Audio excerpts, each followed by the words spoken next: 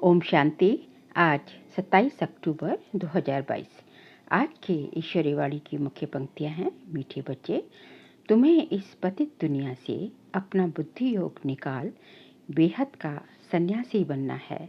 तुम्हें इस पतित दुनिया से अपना बुद्धि योग निकाल बेहद का सन्यासी बनना है। सन्यासी माना पूरे पवित्र और पक्के योगी। प्रश्न है, कौन सी अवस्था आते ही माया के तूफान समाप्त हो जाते हैं? उत्तर है, जब मेरा पति मेरा बच्चा इस मेरे से बुद्धि योग टूट जाएगा। मेरा तो एक शिव बाबा दूसरा ना कोई, ये बुद्धि में पक्का होगा। एक बाप से ही पूरा बुद्धि योग लगा होगा, तब माया के तूफान समाप्त हो जाएंगे। गीत है, कौन आया मेरे मन के द्वारे सवेरे सवेरे। ओम शांति। भगवान वाच, ये तो बच्चे समझ गए हैं कि आत्माओं का बाप उसे कहा जाता है परम पिता परमात्मा। बाप खुद समझाते हैं, मेरा कोई आकार में बड़ा रूप नहीं है। जैसे आत्मा के लिए कहते हैं स्टार है, प्रकृति के बीच में रहती है, वैसे मैं भी परमात्मा हूँ, उसकी महिमा बड़ी है। ज्ञान सागर है, बाकी इतना बड़ा चित्र जैसे नहीं है। इतना बड़ा होता तो इस शरीर में घुस नहीं सकता। ये तो शिवलिंग की पूजा करते हैं तो बड़ा बनाते हैं, अंगूठे सदृश कहते हैं।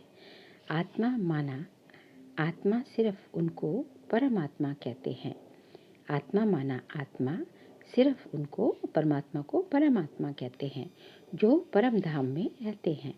तुम जानते हो, इस समय है डेविल वर्ल्ड, आसुरी संप्रदाय। सतयुग में इस भारत पर देवताओं का राज्य था, अब तो आसुरी राज्य है। देखो क्या क्या खा जाते हैं। मांस मदिरा ये राक्षसी आहार है, इस बात को भी नहीं समझते। स्कूल में भी कोई के अच्छे ख्यालात, कोई के रजोगुणी तो कोई के तमोगुणी होते हैं। जो दूसरों को समझा नहीं सकते उनको बुद्धू कहेंगे। ब्रह्म कुमार कुमारियों में भी नंबरवार महारथी घुड़सवार प्यादे बहुत हैं, जो अच्छी रीति समझा नहीं सकते। ज्ञान पूरा ना होने के कारण डिसर्विस करते हैं। जितना जिसमें ज्ञान है उतना ही समझाएंगे। नंबरवार तो है, कहाँ भूले भी करते हैं। बच्चों को नशा होना चाहिए कि हम तो देवता बन रहे हैं। बाबा खुद कहते हैं, मैं पतितों की दुनिया में आता हूँ। सतयुग में यही नारायण था, अब फिर इनके तन में आया हूँ। इनको ही नर से नारायण बनाता हूँ। नंबर 1 पूज्य भी यह था, अब नंबर 1 पुजारी भी ये बना है। फिर इनका ही ऑलराउंड पार्ट है, ये मेरा मुकर्रर तन है। ये चेंज नहीं हो सकता। ऐसे नहीं कब दूसरे को चांस दो। ये ड्रामा बना बनाया है, इसमें चेंज नहीं हो सकती। बाबा कहते हैं, मैं आता हूँ पतितों की दुनिया में, परंतु कोई को पतित कहो तो बिगड़ पड़ेंगे। परंतु जब भगवान वाच है कि सब आसुरी संप्रदाय है तो मानना पड़ेगा। भगवान माना भगवान निराकार, न ब्रह्मा न विष्णु न शंकर न कृष्ण। कहते हैं, मैं परमात्मा भी तुम्हारे जैसा हूँ।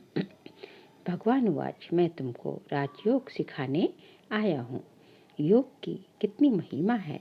बहुत योग आश्रम खुले हैं, उसमें हठ योग आदि सिखलाते हैं।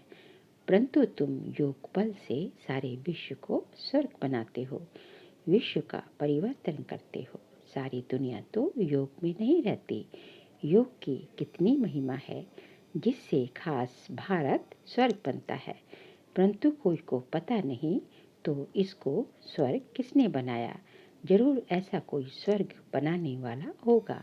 बाबा कहते हैं, मैं ही आकर देवता बनने का कर्म सिखलाता हूँ। ये तो बड़ा सहज है। वह बहुत यज्ञ करते हैं। यहाँ तुम कोई यज्ञ हवन करते हो क्या? धूप भी खुशबू के लिए जलाते हो। बाकी यहाँ कर्मकांड की कोई बात नहीं।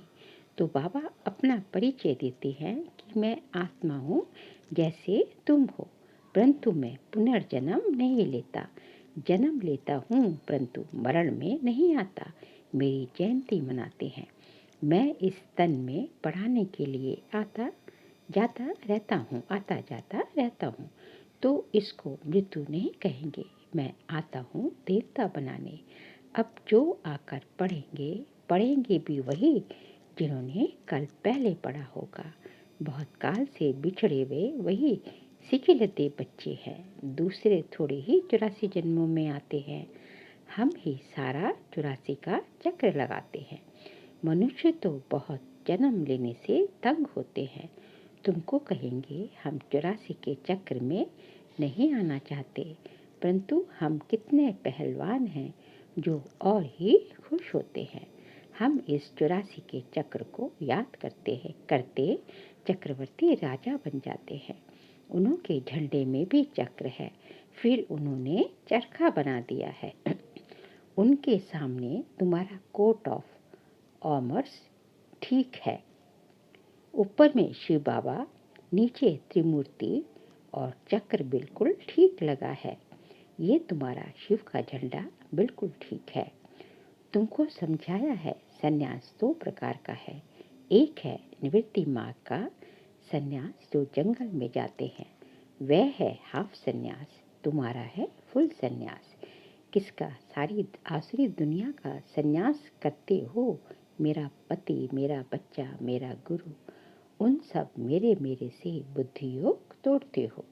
मेरा तो एक शिव बाबा, दूसरा ना कोई। जब तक ये अवस्था नहीं आती तब तक यह है। बाबा कहते हैं तूफान आते रहते हैं, झोंके खाते रहेंगे। बाप सारी आसुरी दुनिया का सन्यास कराते हैं, क्योंकि ये सब भस्म होना है। वह ऐसे नहीं कहते सब भस्म होना है। तुम रहते संबंधियों के बीच में हो, परंतु उनको बुद्धि वहाँ लगी हुई है, मेरा कुछ है नहीं, तो काम क्रोध किसको होगा? ये युक्ति बहुत अच्छी है, परंतु जब बुद्धि में बैठे, इसको राजयोग कहा जाता है। तुम योग लगाते हो, राजाई लेते हो, वह है हठ योग। ये पॉइंट्स हैं। योगी तो दुनिया में बहुत हैं, परंतु बाबा कहते हैं एक का भी मेरे से योग नहीं है। आगे बाबा ने कहा कि मेरे बदले मेरे निवास स्थान ब्रह्म तत्व से योग है। सन्यासी का तो ब्रह्म तत्व से योग है ना।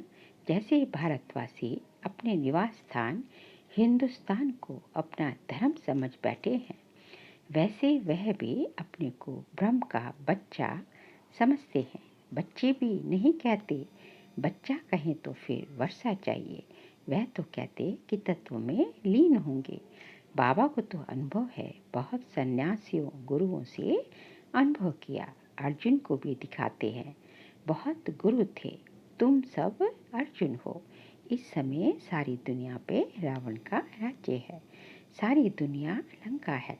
एक सिलोन का द्वीप लंका नहीं है, वह हद की लंका है, परंतु बेहद की लंका तो सारी दुनिया है। अब सारी दुनिया पर रावण का राज्य है। राम के राज्य में इतनी मनुष्य नहीं थे। अब राम राज्य है तो रावण राज्य नहीं है। कहाँ चला जाता है? नीचे पाताल में चला जाता है। फिर रावण राज्य आता है तो राम राज्य नीचे चला जाता है। ये ड्रामा है ना। जब चक्र फिरता है तब सतयुग ऊपर आ जाता है, द्वापर कलयुग नीचे चला जाएगा, तो सतयुग त्रेता नीचे से ऊपर आ जाएगा। है चक्र की बात, उन्होंने ऐसे लिख दिया है। बाकी कोई सागर में नहीं चला जाता, वह सागर से निकल नहीं आता। बाबा समझाते हैं ये बड़ी गुह्य समझने की बातें हैं। इसमें पवित्रता है फर्स्ट, और योग पक्का चाहिए। इसको कहा जाता है कंप्लीट सन्यास। इस दुनिया से बुद्धि योग खलास। ये बातें तुम्हारे भी कोई समझते होंगे। सब समझे तो ज्ञान गंगा बन जाए, छोटी नदी बने, कैनाल्स बने, अच्छा टुपका बन घर में सुनाए, तो भी समझें कि कुछ समझा है, परंतु घर में भी नहीं बता सकते। बाबा कहते हैं कि कैसा भी गरीब हो, परंतु घर में गीता पाठशाला खोल सकते हैं। भले एक ही कमरा हो, उसमें खाते पीते सोते हो, अच्छा काम उतार सफाई कर, फिर ये क्लास लगाओ। 3 पैर पृथ्वी में इतनी बड़ी हॉस्पिटल खोल सकते हो। साहूकार की तो बात ही छोड़ो, बाप तो गरीब निवाज है ना। साहूकार तो बोलते हैं कि हम तो यहाँ ही स्वर्ग, हमारे लिए तो यहाँ ही स्वर्ग है। तो बाबा कहे, अच्छा तुम अपने स्वर्ग में ही खुश रहो, मैं तुमको क्यों दूं। दान भी गरीब को दिया जाता है। बड़ा आदमी तो यहाँ जमीन में बैठने से चमकेंगे। तो बाबा कहते हैं, भल अपने महलों में रहो, मेरे पास तो गरीब आए जो अच्छी तरह पढ़े। अगर दूसरे को भी नहीं सुना सकते तो छोटा तालाब भी नहीं ठहरे। तुमको तो बड़ी बड़ी नदी बनना है, मम्मा बाबा को फॉलो करना है, परंतु घर में भी नहीं सुना सकते तो चुल्लू पर पानी, हथेली में पानी की तरह भी नहीं ठहरे। बाबा को तो मजा आएगा ज्ञान गंगाओं के सामने। कई बाबा के सम्मुख सुनते हैं तो खुश होते हैं, परंतु यहाँ से उठे सीढ़ी नीचे उतरे तो नशा भी उतर जाता है सोडा वाटर की तरह। फिर घर पहुँचे तो फिर वही झरमुई झगमुई पर चिंतन चालू। बाबा तो चलन से समझ जाते हैं, आते हैं मिलने, कहते हैं मेरा पति मेरा बच्चा है। अरे तुमको पति कहाँ से आया, आती हो स्वर्ग में चलने, फिर भी मेरे मेरे में फंसी हो। अच्छा इतना डोज काफ़ी है, देना इतना चाहिए जितना हजम कर सके। बाबा ने नक्शल में बताया है, योग से तुम स्वर्ग की स्थापना कर रहे हो। बाकी बादशाही के लिए नॉलेज चाहिए। 2 सब्जेक्ट है। बाबा भी योग में रहने का पुरुषार्थ करते हैं, तब कहते हैं न बिसरो न याद रहो। अच्छा मीठे मीठे सीख लेते बच्चों प्रति माता पिता बाप दादा का याद प्यार और गुड मॉर्निंग। रूहानी बाप के रूहानी बच्चों को नमस्ते। हम रूहानी बच्चों की रूहानी बाप दादा को नमस्ते नमस्ते नमस्ते। सारे के लिए पॉइंट्स है, इस पुरानी दुनिया का कंप्लीट संन्यास करना है। पवित्रता और योग की सब्जेक्ट में फर्स्ट नंबर लेना है। ज्ञान गंगा बन पतितों को पावन बनाने की सेवा करनी है। मम्मा बाबा को फॉलो कर बड़ी नदी बनना है। आज का बाबा का वरदान है, ब्राह्मण जीवन में कम खर्च वाला नशीन करने वाली अलौकिकता संपन्न भव। ब्राह्मण जीवन में कम खर्च वाला नशीन करने वाली अलौकिकता संपन्न भव। इस अलौकिक ब्राह्मण जीवन का विशेष स्लोगन है, कम खर्च वाला नशीन। खर्चा कम हो लेकिन प्राप्ति शानदार हो, अर्थात रिजल्ट अच्छे से अच्छी हो। अलौकिकता संपन्न जीवन तब कहेंगे जब बोल में कर्म में खर्च कम हो, कम समय में काम ज़्यादा हो, कम बोल में स्पष्टीकरण ज़्यादा हो, संकल्प कम हो लेकिन शक्तिशाली हो। इसको कहा जाता है कम खर्च वाला नशीन। जो सर्व खजाने कम खर्च करते हैं उनके भंडारे भरपूर हो जाते हैं। आज का स्लोगन है, बाप और सेवा से अच्छा प्यार है तो परिवार का प्यार स्वतः मिलता है। बाप और सेवा से सच्चा प्यार है तो परिवार का प्यार स्वतः मिलता है। बाबा कहते हैं यदि जो है भगवान से और बाबा की जो है ईश्वरीय सेवा है, विश्व कल्याणकारी जो बाबा की सेवा है, उससे सच्चा प्यार है, बाबा से और बाबा की सेवा से सच्चा प्यार है, तो उस आत्मा को ब्राह्मण परिवार का प्यार जो है, ईश्वरीय परिवार का प्यार जो है स्वतः ही मिल जाता है। अब आगे जो है मातेश्वरी जी के अनमोल महावाक्य हैं। अब ये जो शिरोमणि गीता में भगवान वाच, हे बच्चे जहाँ जीत है वहाँ मैं हूँ, ये भी परमात्मा के महावाक्य है। पहाड़ों में जो हिमालय पहाड़ है उसमें मैं हूँ, और सांपों में काली नाग में मैं हूँ। इसलिए पर्वत में ऊंचा पर्वत कैलाश पर्वत दिखाते हैं और सांपों में काली नाग, तो इससे सिद्ध है कि परमात्मा अगर सर्व सांपों में केवल काले नाग में है तो सर्व सांपों में उसका वास नहीं हुआ ना।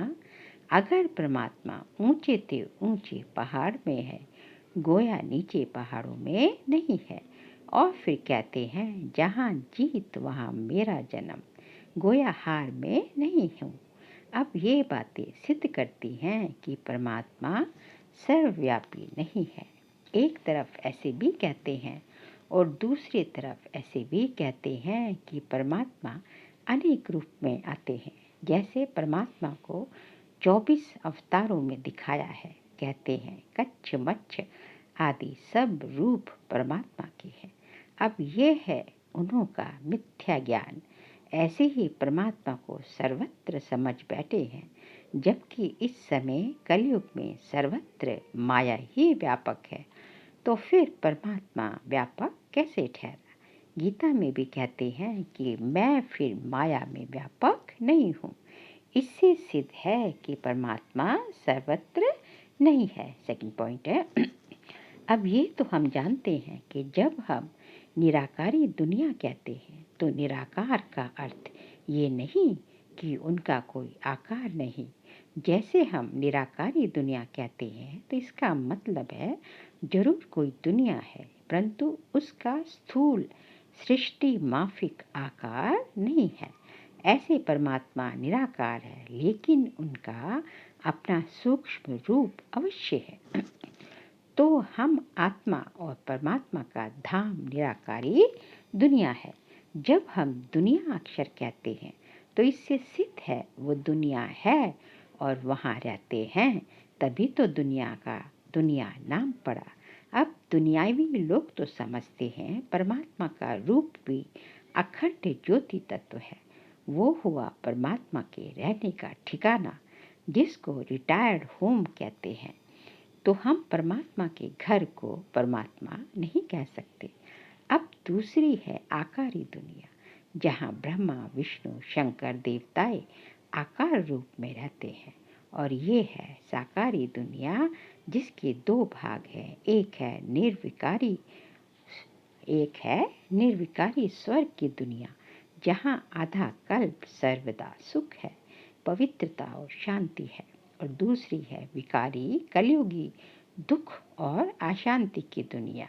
अब वो दो दुनियाएं क्यों कहते हैं? क्योंकि ये जो मनुष्य कहते हैं स्वर्ग और नरक है, दोनों परमात्मा की रची हुई दुनिया है। इस पर परमात्मा के महावाक्य हैं, बच्चे मैंने कोई दुख की दुनिया नहीं रची, जो मैंने दुनिया रची है वो सुख की रची है। अब ये जो दुख और अशांति की दुनिया है, वो मनुष्य आत्माएं अपने आप को और मुझ परमात्मा को भूलने के कारण ये हिसाब किताब भोग रहे हैं। बाकी ऐसे नहीं। जिस समय सुख और पुण्य की दुनिया है, वहाँ कोई सृष्टि नहीं चलती। हाँ अवश्य, जब हम कहते हैं कि वहाँ देवताओं का निवास स्थान था तो वहाँ सब प्रवृत्ति चलती थी, परंतु इतना जरूर था वहाँ विकारी पैदाइश नहीं थी, जिस कारण इतना कर्म बंधन नहीं था। उस दुनिया को कर्म बंधन रहित स्वर्ग की दुनिया कहते हैं। तो एक है निराकारी दुनिया, दूसरी है आकारी दुनिया, तीसरी है साकारी दुनिया। अच्छा, ओम शांति।